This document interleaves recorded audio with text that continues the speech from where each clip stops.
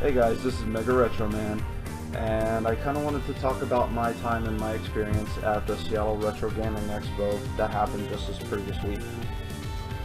First off, let's start off with the pickups that I managed to get. Not too many, really.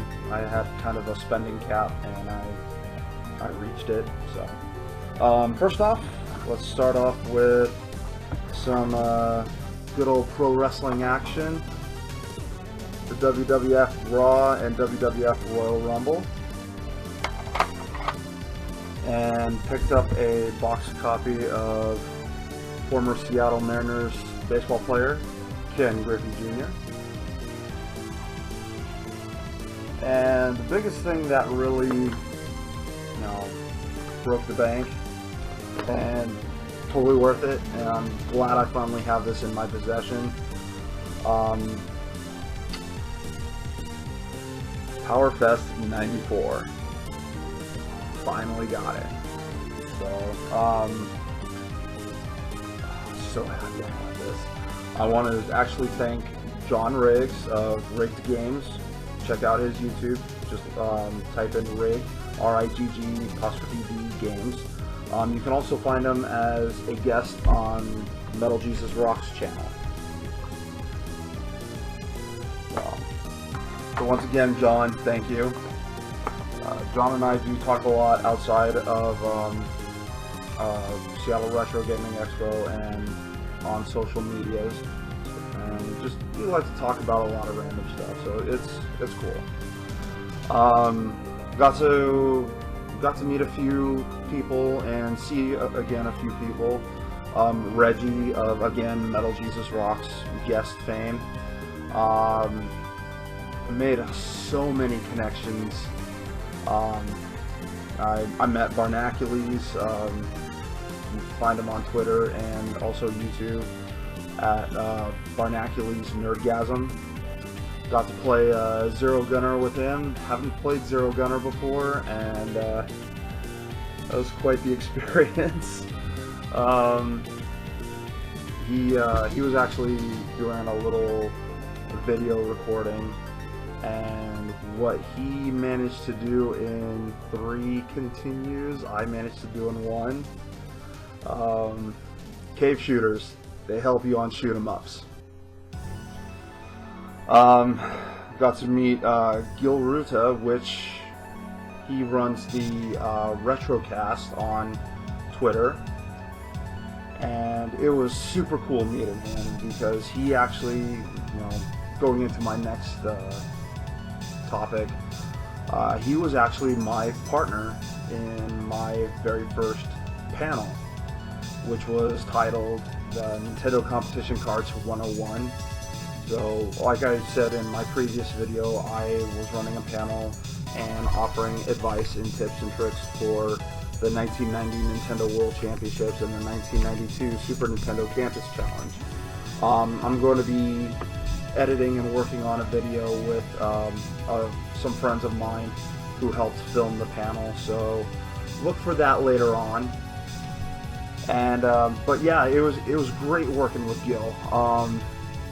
We were actually able to drop some knowledge to each other.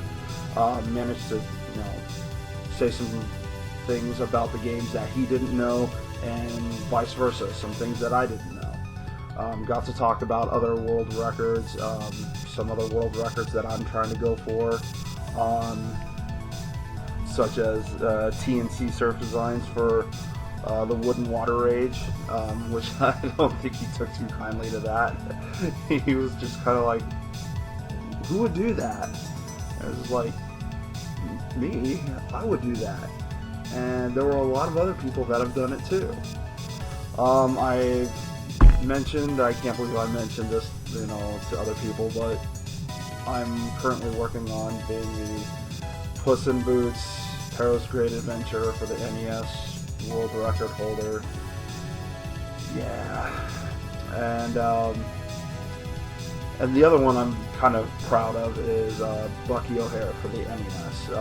I got a lot of positive response for that one. kind of went into like a '90s kid nostalgia moment with the mention of Bucky O'Hare. So it was really cool. I think the panel was a great success, especially with Gil being sided with me. We made this panel great. So Gil, thank you very much. Again, I know I've thanked you so much in person, but really I can't express enough how grateful and thankful I am for having you siding with me on this panel, because I think if I did this panel on my own, it would have sucked. Gil was also the appointed MC for the competition, the game competition later that night, which was Arcade Armageddon. Arcade Armageddon is a multi-game competition where you have a preliminary game, which was the 1991 Nintendo Campus Challenge. Hi, Chris. I managed to get top score, so first seed. We didn't do competition time. He wanted to narrow the time down, so we set the timing to 5 minutes rather than 6:21, which, fine, that's okay. So I went into the competition at first seed with like 4.7 million. So, and some buddies of mine, also previous year's Arcade Armageddon winner, took second seed again, and my other buddy took third seed. We were the only ones to break over 1 million, so I have taught them well.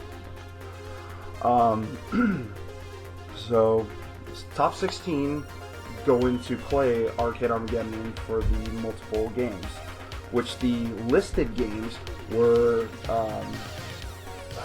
what is it? Is it Ivan Stewart, Iron Man Super Off-Road for the NES? I don't know. I don't pay attention to the off-road games. I think they're all awful. But my opinion. The second game was Mortal Kombat 2, which was a lot more entertaining. Well, I don't know. I think off-road was kind of entertaining for some of the later sets. But MK2 was definitely entertaining. We got to see a few fatalities, a few a few upsets, I guess. The third game was Balloon Fight, which we did the balloon trip, and I did not do that well on balloon trip. I managed to kind of scrape by being second place by the skin of my teeth. The guy who actually won the highest score on balloon trip obviously went to the finals, but he kept going and going, and it's just like everybody was just like, should we have him stop now? I think we get it.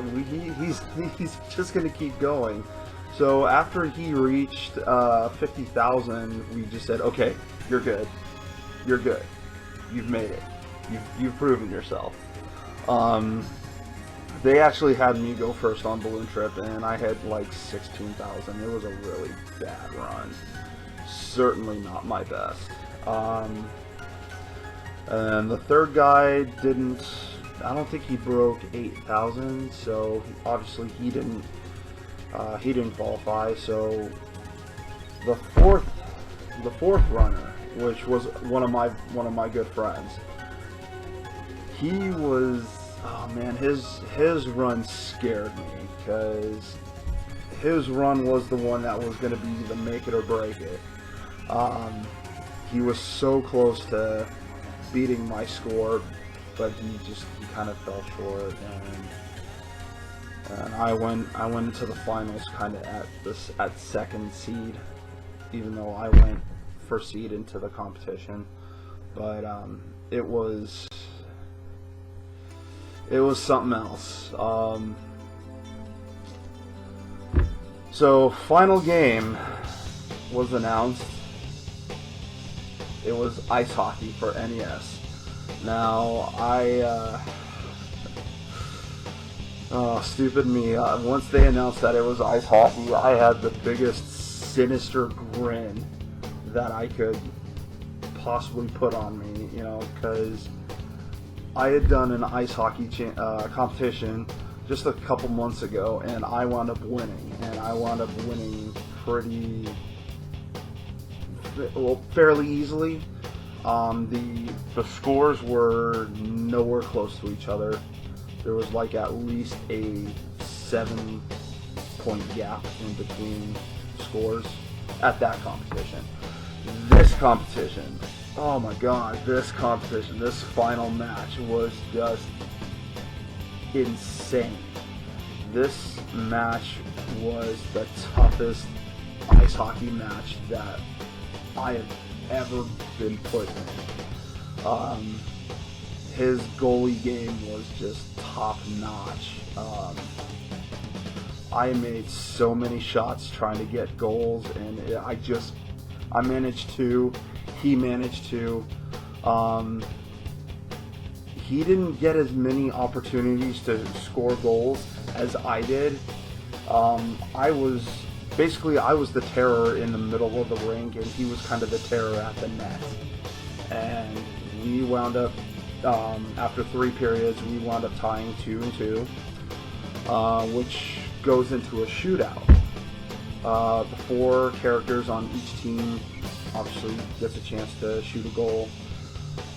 Neither of us made a goal, so we went into period 4 for 2 minutes. And what that does is there are no goalies, so it's fair game. Now, I've never gone into period 4, so I didn't know exactly how it worked. I thought it was a sudden death kind of thing. First goal wins the entire thing. I wound up making the first goal, and I stood up. I admit, I popped off. I was so happy. Just to find out we were still supposed to be playing some more, and that's when I kind of realized, wow, I just made kind of an ass of myself. So I think I made that goal within like 15-20 seconds after starting period 4. So we kept going for the remaining time. I managed 2 more goals, and he didn't get any goals in period 4. I made sure of it, and I wound up winning Arcade Armageddon, the first 3-time finalist and the first 2-time winner. So I was so gamed out after that. It was so awesome, and just the connections that I made. Well, not just myself, but my 2 other buddies. The connections that we made there, because they have seen us before we've been to these Arcade Armageddon competitions, you know, for the last 2 years.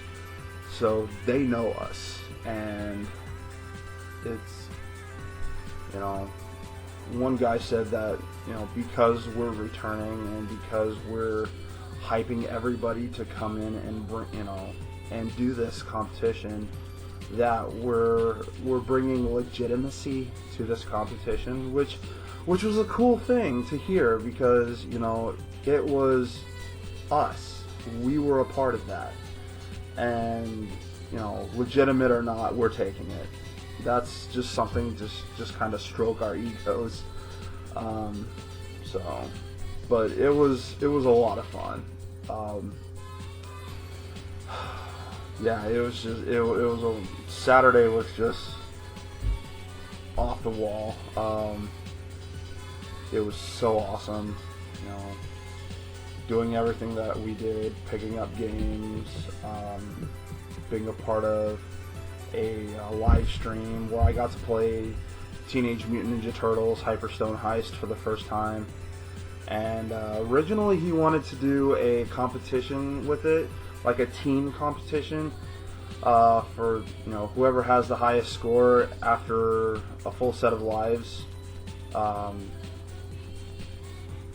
we'll get some prizes. Well, me and this other random guy, we just played together, and well, we were still going, and we kept going with more lives we were gaining, and the the guy that was running the competition just said, you know what, you guys are still going, I'm just going to go ahead and give you the win, and here are your prizes.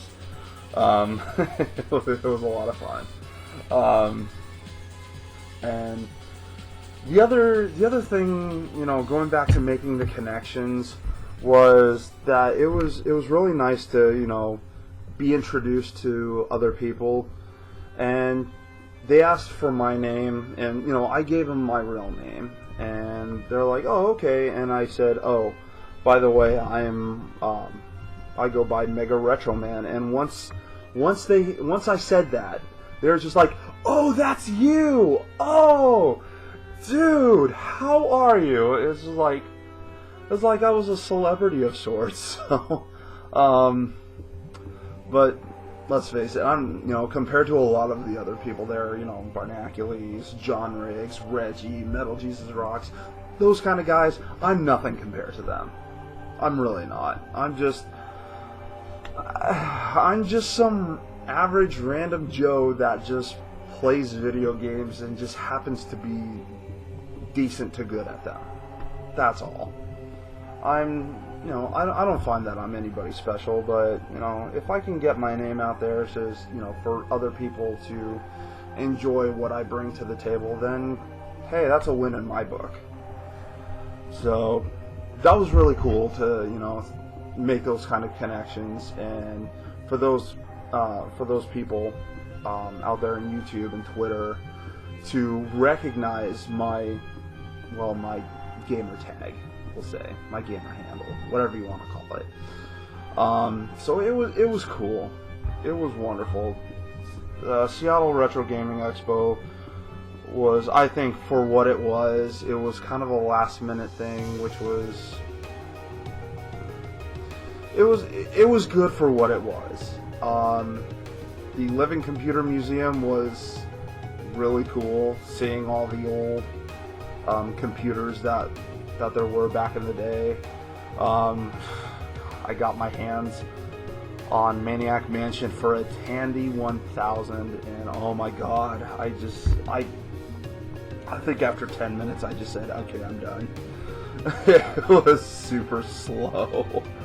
I couldn't do it anymore. God, a Tandy 1000. I have never had a Tandy 1000. I've always had like an old IBM or an Apple, but yeah, I used to play a lot of the games on the old square floppies, like the big square floppies, not the A drives, but the B drives. You know, I used to play a lot of Double Dragon on those, so that was my jam as a kid, and it just, oh man, Tandy 1000. Seriously, play Maniac Mansion on an NES, then, you know, get familiar with that, and then go to a Tandy 1000 and play that thing. It will drive you nuts. The slowness. Oh, God. Yeah, so, and originally I just wanted to play Maniac Mansion just to nuke the hamster again, but I realized after a couple minutes that there was no doorbell at the door, so it's just like, oh, I don't know how I'm gonna pull this off. However, the one thing I did like about this particular Maniac Mansion was the way that Weird Ed, Nurse Edna, and Dr. Fred, how they looked. They looked so...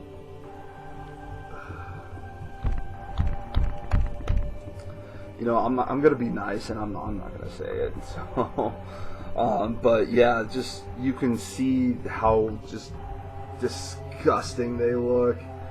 They're just like the very little teeth they have in their mouth, they got like 2 teeth, like one here, one over here, and like 2 teeth right here. It's so disgusting. It's just I think they made those characters really well on that particular Maniac Mansion, whereas the NES Maniac Mansion is just kind of, you can barely see their teeth. It's barely noticeable. So yeah, once we got done with Seattle Retro on Sunday, people were packing up. We got one of my buddies. He got a Retron 5. Cool. Unfortunately, it didn't play a lot of the repro cards. Like, we tried my 1991's Nintendo Campus Challenge because, well, I had it on me. It didn't work. We actually tried PowerFest 94. Again, didn't work. Didn't even register. But amazingly enough, Star Fox 2 worked. I don't know how, but it worked. So my buddy got to, he's a big Star Fox fan, big Star Fox guru. He knows his stuff when it comes to Star Fox. He got to play my copy of Star Fox 2 for the first time, and I think he enjoyed himself. It was a lot of fun. Seeing, actually seeing the beginning, how, Star Wolf, where they only had 3 members. There was Pigma, Leon, and Wolf O'Donnell. But, oh man, those, it was really cool to watch that. And actually,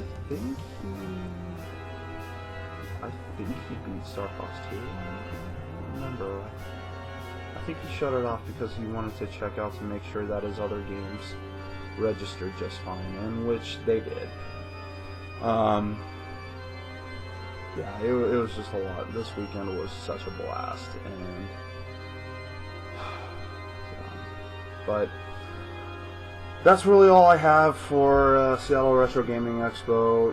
I'm glad they were actually able to get it going, even though it was kind of a last-minute announcement. I know a lot of vendors and artists wanted to attend and be there, but again, due to the last-minute notification, they couldn't be there. It's kind of sad, but again, for what it was and for the short notice it was ran fairly smoothly. So, thank you, Seattle Retro Gaming Expo, to all the guys that make that expo possible.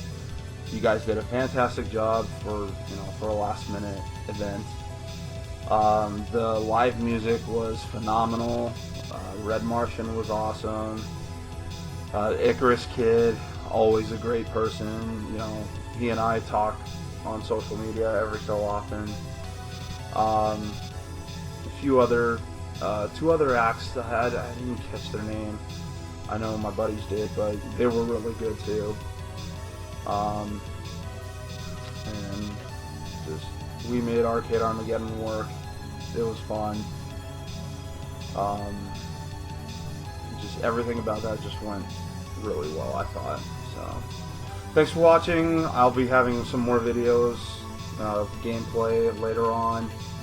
And I also have video of my panel, which I'll be working on editing and all that jazz. I'll have that up as soon as I can. My friend actually has the video footage, and we will also be working on getting a little kind of a video documentary, or some video footage of the Arcade Armageddon. So look for that too. So yeah, my panel and Arcade Armageddon. We've got video footage of both, so keep an eye out for those videos. It'll be a lot of fun. So thanks for watching, and I will see you guys next time.